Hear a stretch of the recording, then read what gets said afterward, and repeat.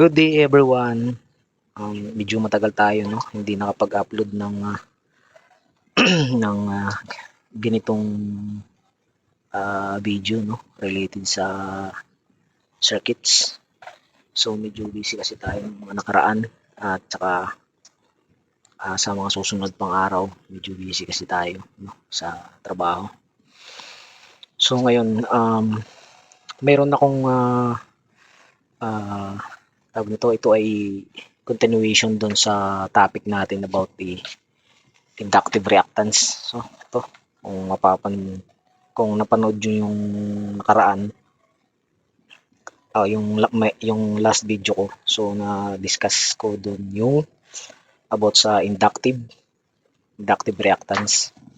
So ito ay meron tayong sa RL plane, so kung saan makikita natin yung mga signal ng bawat components, ano ba yung relationship ng signals sa bawat components, especially sa resistor at saka sa inductor, So dito meron akong ginawa is yung meron tayong pure resistance, pure inductance at saka combination ng inductance at saka resistance. So itong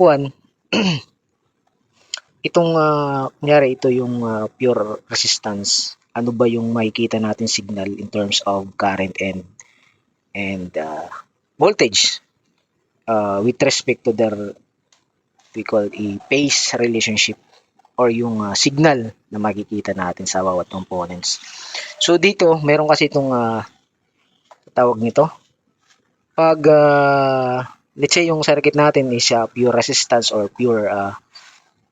purely resistor, so ang phase angle na makikita natin sa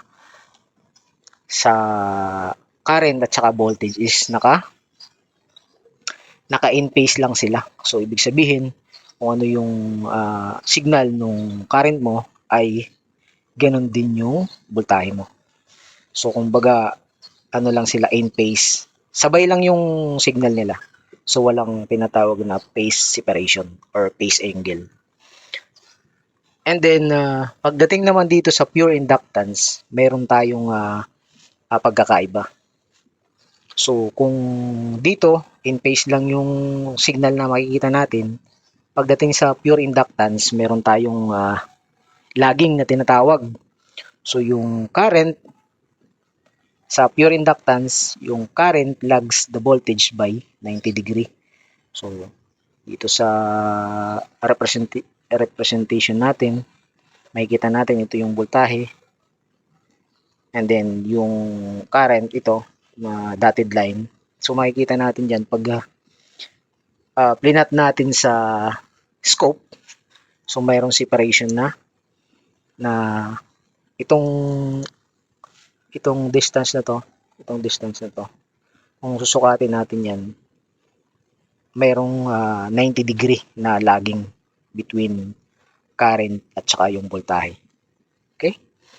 And then pagdating naman dito sa inductance and resistance, makikita natin na yung current lags the voltage by less than 90 degree.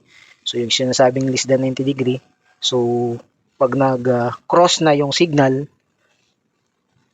from positive to negative dito sa point na to, pag nag-cross na dyan, so mayroong phase separation na less than 90 degree yung current at saka voltage pagdating sa inductance and resistance.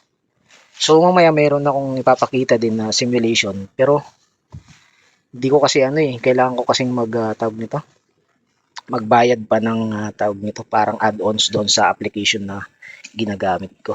So hindi ko, although mayroong makikita natin yung signal, pero mas maganda kasi kung makikita natin yung voltage at saka yung current na signal. Okay?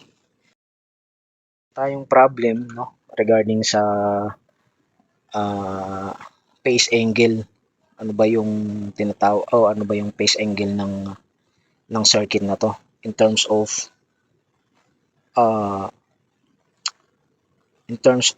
inductive reactance and the resistance. So dito, ito yung parang pictorial diagram ng problem na to. So yung itong taas, ito yung XL natin, and then or yung inductive reactance, and then itong R is yung resistance natin. So dito parang gumawa lang tayo ng representation para makita natin yung analysis paano ba natin solve yung phase angle. So kumbaga yung Y natin, Y-axis, kumbaga ito yung XL natin or yung inductive reactance, and then yung X-axis natin, ito yung resistance natin.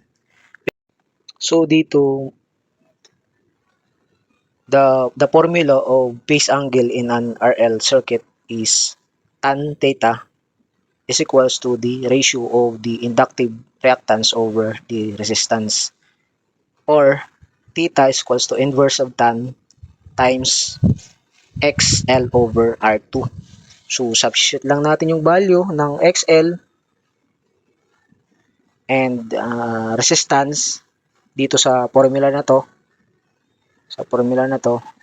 So, theta is equals to inverse tan times 680 over 840, and then manipulating to get the 39 degree. So, ito yung phase angle ng circuit ng problem na to. So dito sinasabi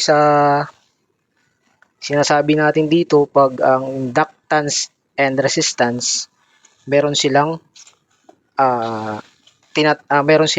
phase separation na less than 90 degree. So dito na proof natin na yung tawag nito, phase angle is consider as below 90 degree, 39 degree. Okay? Thanks for watching.